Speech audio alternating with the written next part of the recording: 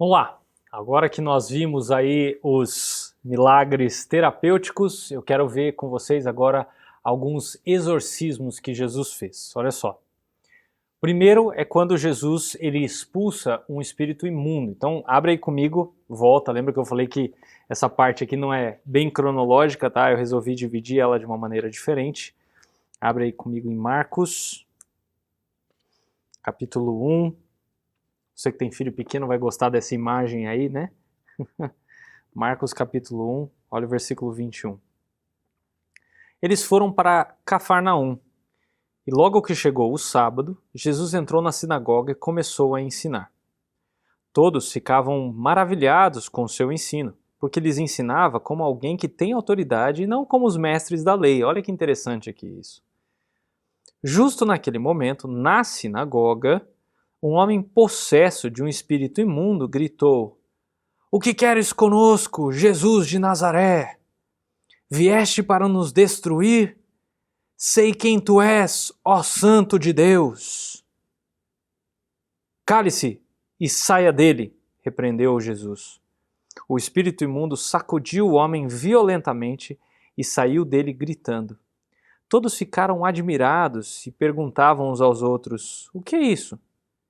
Um novo ensino e com autoridade. Até aos espíritos imundos ele dá ordens e eles lhe obedecem." As notícias a seu respeito se espalharam rapidamente por toda a região da Galileia. Jesus está aqui em Cafarnaum, a base aqui do seu ministério, né, como a gente já viu, e no sábado ele está ensinando na sinagoga. Lembra que as sinagogas elas apareceram durante o exílio babilônico, aqui como a gente viu em Panorama do Antigo Testamento. As pessoas elas estavam maravilhadas com o ensino de Jesus. E não só isso, mas também com a autoridade com a qual ele ensinava. Deve ter sido uma experiência e tanto para aquelas pessoas presenciar esse momento. Porque Jesus não era um mero escriba, né, um mestre da lei, mas ele era um profeta, maior do que todos os outros que vieram antes dele. Jesus proclamou revelação direto do próprio Deus, sem legalismo, como provavelmente era o que eles ouviam dos mestres da lei. E aí surge esse endemoninhado aqui, interrompendo o momento de ensino da palavra com um grito. Eu não sei se isso você já presenciou isso, eu nunca presenciei, mas deve ser algo assim muito estranho. Tá? Você consegue imaginar essa cena? E as palavras do demônio, né? O que você quer conosco? Ou o que temos nós contigo, como diz a revista atualizada. Eu gosto ainda mais da NVT. A NVT fala assim: por que você vem nos importunar? Ou seja, vai cuidar da tua vida, deixa a gente em paz. O demônio sabia quem Jesus era. Tanto que ele reconhece o lugar da onde Jesus vinha, Nazaré. A missão de Jesus de destruir eles. E o caráter de Jesus, o fato dele ser o Santo de Deus. Curioso, né? O demônio sabia todas essas coisas. Ele reconhece quem é o próprio Deus, né? Na figura ali de Jesus. Mas tantas outras pessoas ignoravam esse fato, seja naquela época, seja nos dias de hoje. Né? Outra coisa que a gente precisa frisar aqui é que Jesus não ficou papeando, debatendo com o demônio. Ele não precisou ficar fazendo nenhum malabarismo como a gente vê hoje em dia por aí, principalmente na televisão. Ele ordenou que o demônio calasse a boca e saísse do homem. Agora repare que Marcos mostra a reação das pessoas. Essa autoridade que as pessoas reconhecem é uma autoridade profética. Jesus falou e fez milagre como um dos antigos profetas, diferente dos mestres daquela época que só ensinavam. Isso era uma coisa que eles não viam, aliás, eles não viam porque essas pessoas tinham aí seus 30, 40, 50, 60 anos, mas não havia profeta, né? João Batista ele era quem estava profetizando a vida do Senhor, mas não tinha um profeta como os do Antigo Testamento, né? Que faziam milagres e tal, há muitos anos. E de repente alguém ensina com muito mais autoridade que os mestres da lei e começa a corroborar aquilo que ele fala, além de ter autoridade, ele faz milagres. Onde até um endemoniado reconhece quem ele é, que ele é o Santo de Deus. É muito interessante a gente observar esse tipo de coisa. Um segundo exorcismo que eu quero ver com vocês também está em Marcos, capítulo 5. Abre aí, Marcos, capítulo 5, a partir do versículo 1. Olha só. Eles atravessaram o mar e foram para a região dos Gerazenos. Quando Jesus desembarcou, um homem com um espírito imundo veio dos sepulcros ao seu encontro. Esse homem vivia nos sepulcros e ninguém conseguia prendê-lo, nem mesmo com correntes, pois muitas vezes lhe haviam sido acorrentadas pés e mãos, mas ele arrebentara as correntes e quebrara os ferros dos seus pés. Ninguém era suficientemente forte para dominá-lo. Noite e dia ele andava gritando e cortando-se com pedras entre os sepulcros e nas colinas. Quando ele viu Jesus de longe, correu e prostrou-se diante dele e gritou em alta voz: Que queres comigo, Jesus, Filho do Deus Altíssimo? Rogo-te por Deus que não me atormentes. Pois Jesus lhe tinha dito: Saia desse homem, espírito imundo. Então Jesus perguntou: Qual é o teu nome? Meu nome é Legião, respondeu ele, porque somos muitos. E implorava Jesus com insistência que não os mandasse sair daquela região. Uma grande manada de porcos estava pastando numa colina próxima. Os demônios imploraram a Jesus: Manda-nos para os porcos, para que entremos neles. Ele lhes deu essa permissão. E os espíritos imundos saíram e entraram nos porcos. A manada de cerca de 2.000 porcos atirou-se precipício abaixo em direção ao mar, e nele se afogou. Os que cuidavam dos porcos fugiram e contaram esses fatos na cidade e nos campos, e o povo foi ver o que havia acontecido. Quando se aproximaram de Jesus, viram ali o homem que fora possesso da legião de demônios, assentado, vestido e em perfeito juízo, e ficaram com medo. Os que estavam presentes contaram ao povo acerca do endemoniado e falaram também sobre os porcos. Então o povo começou a suplicar a Jesus que saísse do território deles. Quando Jesus estava entrando no barco, o homem que estivera endemoninhado suplicava-lhe que o deixasse ir com ele. Jesus não o permitiu, mas disse: Vá para casa, para a sua família, e anuncie-lhes quanto o Senhor fez por você e como teve misericórdia de você. Então aquele homem se foi e começou a anunciar em Decápolis o quanto Jesus tinha feito por ele. Todos ficaram admirados. Gente, é uma história que claramente mostra como a função da possessão demoníaca é distorcer e destruir a imagem de Deus no ser humano. Embora extremamente forte, esse homem possesso estava numa condição miserável. E de longe ele reconhece Jesus. Eu gosto da expressão que ele usa, né? Filho do Deus Altíssimo, no versículo 6. Esse era o título usado no Antigo Testamento, especialmente por não-judeus para descrever o Deus de Israel. Gênesis 14, Números 24, Isaías 14, Daniel 3.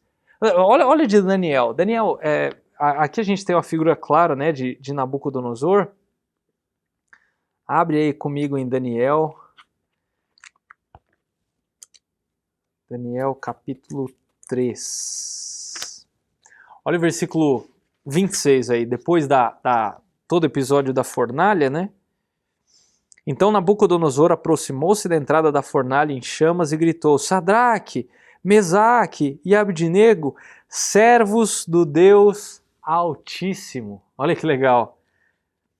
No capítulo 4, né, quando ele mesmo relata o que aconteceu com ele, olha o versículo 2: Tenho satisfação de falar-lhes a respeito de todos os sinais e maravilhas que o Deus Altíssimo realizou em meu favor. Legal, né?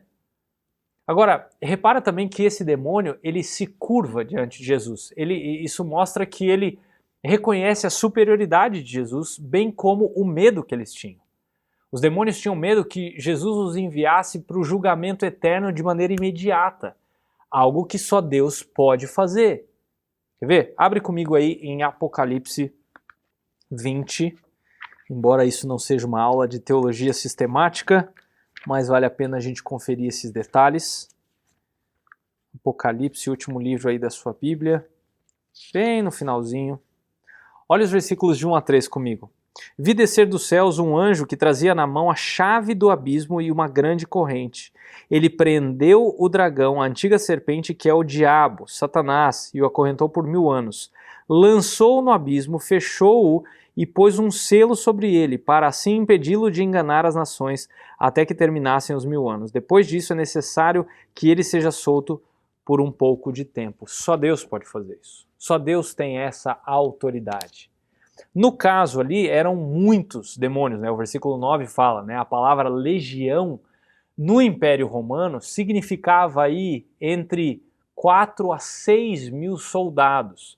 Embora o texto nos mostre que a manada ali estava em torno ali dos seus 2.000 porcos, né? No versículo 13. Agora, também é interessante que esse texto ele enfatiza o poder de Deus nesse número de demônios.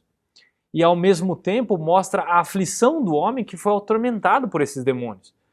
Ele andava nu, agora o homem está vestido. Antes ele era alguém fora de controle, agora ele está em perfeito juízo. Antes ele era rejeitado, agora ele é ouvido por toda a região de Decápolis.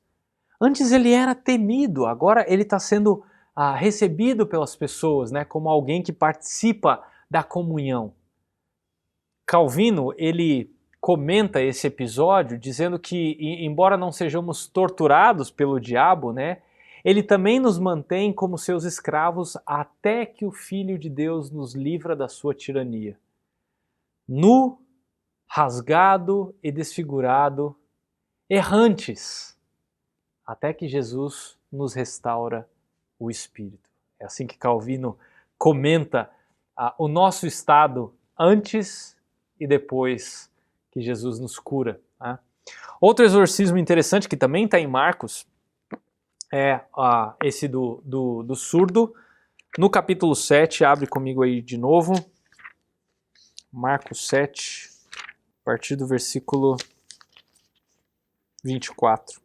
Jesus saiu daquele lugar e foi para os arredores de Tiro e Sidom. Entrou numa casa e não queria que ninguém o soubesse. Contudo, não conseguiu manter em segredo a sua presença. De fato, logo que ouviu falar dele, certa mulher cuja filha estava com um espírito imundo veio e lançou aos seus pés. A mulher era grega, cirofenícia de origem, e rogava a Jesus que expulsassem de sua filha o demônio. Ele lhe disse: deixe que primeiro os filhos comam até se fartar, pois não é correto tirar o pão dos filhos e lançá-lo aos cachorrinhos.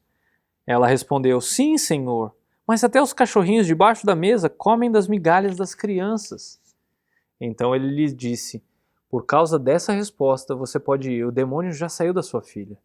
Ela foi para casa e encontrou sua filha deitada na cama e o demônio já a deixara.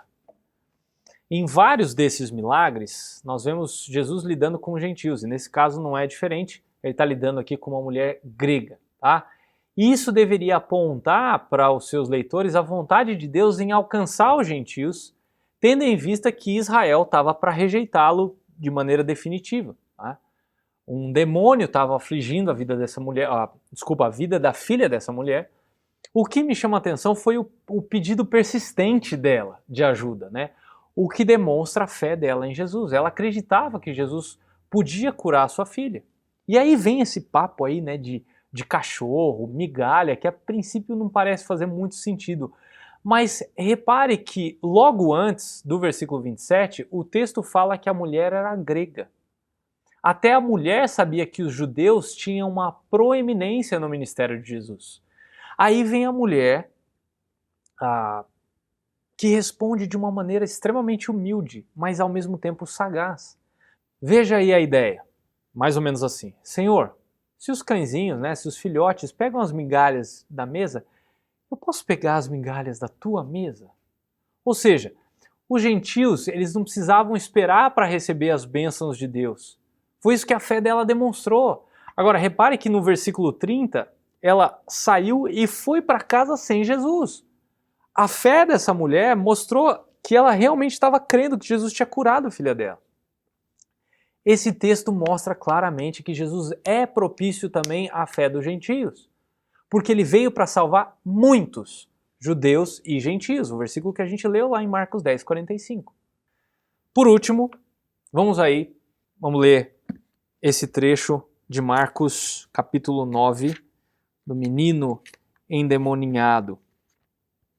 A propósito, eu passei boa parte da minha vida falando endemoniado, mas aí eu aprendi que é endemoninhado. Não sei se você já sabia disso, mas depois que eu fui atentar para o meu erro de português. Olha a partir do versículo 14. Quando chegaram onde estavam os outros discípulos, viram uma grande multidão ao redor deles e os mestres da lei discutindo com eles. Logo que todo o povo viu Jesus, ficou muito surpreso e correu para saudá-lo. Perguntou Jesus: o que vocês estão discutindo? Um homem no meio da multidão respondeu: Mestre, eu te trouxe o meu filho, que está com um espírito que o impede de falar. Onde quer que eu o apanhe, joga-o no chão. Ele espuma pela boca, arranja os dentes e fica rígido. Pedi aos teus discípulos que expulsassem o espírito, mas eles não conseguiram. Respondeu Jesus: Ó geração incrédula, até quando estarei com vocês? Até quando terei que suportá-los?